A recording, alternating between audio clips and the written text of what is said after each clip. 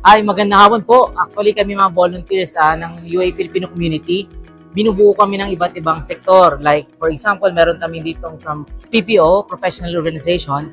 Meron kami from ICEP, mga electronics and communications engineer. Meron kami mga safety engineers. Meron po kami from mga POGing, arkitekto natin, United Architects of the Philippines.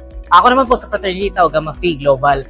Actually po, nasimula ito sa aming conviction na information should always be inclusive and never exclusive.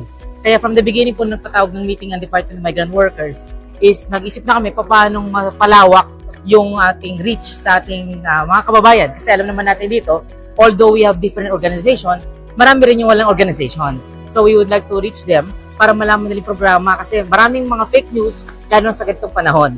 So aming role po from the very beginning is to create a chat room. Pinamadali kasi dito WhatsApp chat room eh. So, inumpisa namin doon and nakakuha tayo doon ng mga leaders na mag-reach sa iba't ibang communities, iba't ibang sector, either professional or non-professional organization.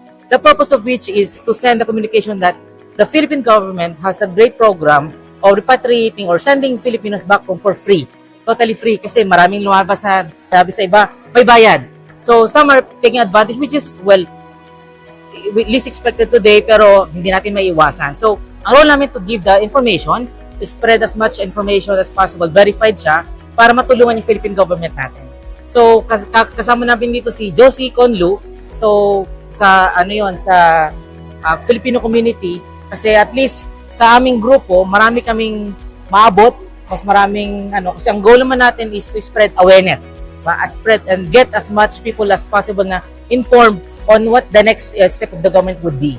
So, that's it po for us. So, we have, pakilala ko mga kasama ko po dito. Sir. Architect Christian Vasquez. Architect Christian Vasquez. Architect Arvin Pides. Engineer Rapi Nieto po.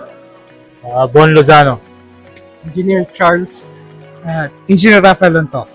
Ayun, Ace Kiada po from Tau Gamma Phi Global. Maraming salamat po.